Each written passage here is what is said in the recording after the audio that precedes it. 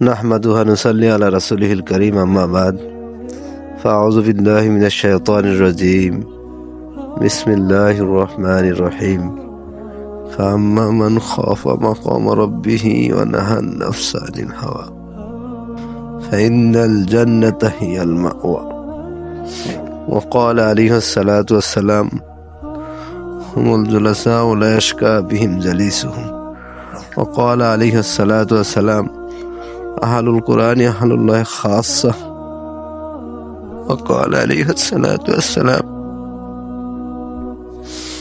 الدين والنصيحة وقال عليه الصلاة والسلام يا أبا هريرة اتق بالمحارم تكن عبد الناس أو كما قال رسول الله صلى الله عليه وسلم আলহামদুলিল্লাহ আল্লাহ পাকের বহুত বড় এহসান মেহেরবানি যে আল্লাহ পাক আমাদেরকে মাদ্রাসার লাইনে আসার তৌফিক দান করছেন। দিনে এক ইদারায় আসা এবং কোরআন হাদিস পড়ার একটা সুযোগ করে দিয়েছেন আল্লাহ পাকের দোয়া এহসান। আসলে যদি আল্লাহ পাক এখানে আসার সুযোগ না দিতেন আমরা কোশ্চিন কাল আসতে পারতাম না। আমরা কোনো সময় আল্লাহ পাকের কাছে দরখাস্ত করি নাই। আল্লাহ আমাদেরকে মানুষ বানাইছেন, ইচ্ছা করলে আল্লাহ পাক কীট পতঙ্গ বানাইতে পারতেন, শিয়াল কুকুরও বানাইতে পারতেন, হাঁস মুরগিও বানাইতে পারতেন, গরু ছাগলও বানাইতে পারতেন, কিন্তু আল্লাহ পাক দয়া করে মানুষ বানাইছেন। শুধু মানুষ না, যদি এখন এই মুহূর্তে যদি আমরা খ্রিস্টান থাকতাম, তো ইহুদি থাকতাম, হিন্দু বৌদ্ধ ঘরে যদি জন্ম নিতাম তাহলে কি অবস্থা হতো, জিন্দিগি সবই তো শেষ। আল্লাহ দয়া করে আমাদেরকে মুসলমান বানিয়েছেন।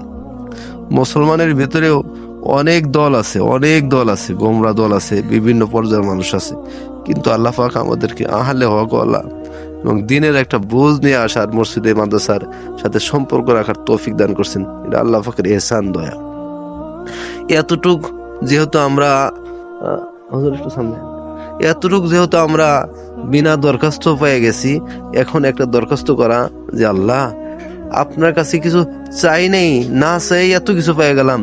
আল্লাহ এখন একটা দরখাস্ত যে আপনি দয়া করে আমাদেরকে মাফ করে দেন, আমাদেরকে মানুষ হওয়ার তৌফিক দান করেন, গুনাহমুক্ত জিন্দেগির তৌফিক দান করেন। আপনার কালাম পড়ার সুযোগ দিছেন,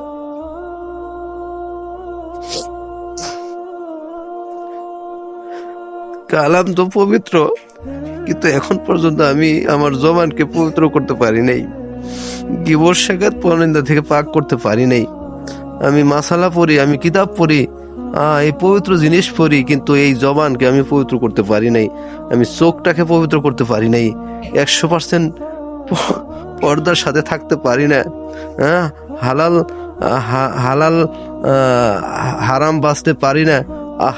এটা কি আসলে সত্যি কি আমি বুদ্ধিমানের কাজ করতেছি?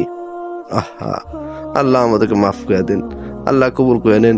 এই জন্য বিশেষ করে আমি কোরআন পড়ি, হাদিস পড়ি, মাসালা পড়ি, আমি এই খেয়াল করবো যে আল্লাহ এই কোরআন পবিত্র, এই কোরআন পড়তেছি, এই কোরআনের উসলে আল্লাহ আমার জবানকে পাক বানায় দেন। আমি আজকে থেকে পাক কায়দা করলাম, কোনো সময় মিথ্যা, গীবত, শিকায়েত, পরনিন্দা, অন্যায় কাজে লিপ্ত হব না। এই চোখ দিয়ে আমি কোরআন দেখি, আমি হাদিস দেখি, মাসালা দেখি, আমি এই চোখ দিয়ে কোনোদিন পর্দার খেলাপ করব না। এই কান দিয়ে কোনোদিন আমি শরীয়তের খেলাপ কোনো কিছু শুনবো না। অঙ্গ প্রত্যঙ্গ দিয়ে কারো উপর জুলুম করব না। এটা কি আমার বুঝ নেওয়া উচিত না? আল্লাহ আমাদের মাফ করে দেন।